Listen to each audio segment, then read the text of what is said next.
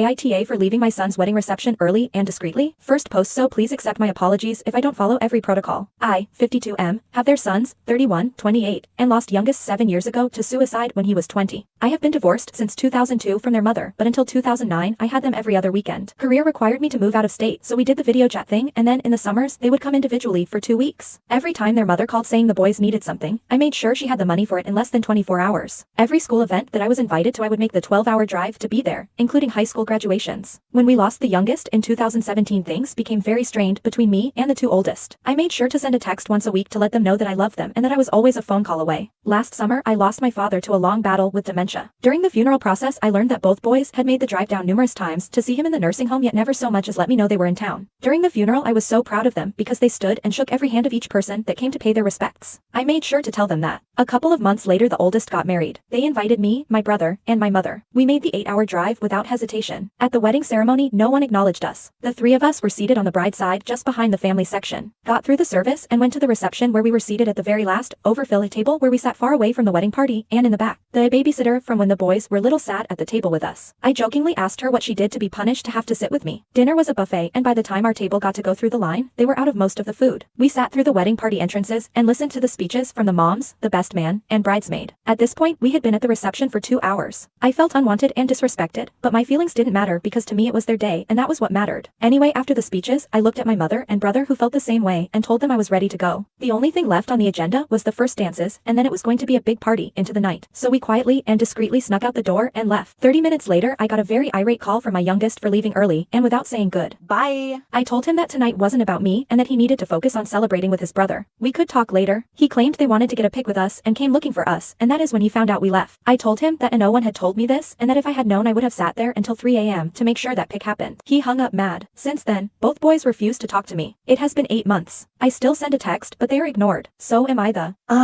for leaving early? I stand by my decision, but I regret what it has cost me. So now I am questioning whether I am in the wrong or not. Thank you.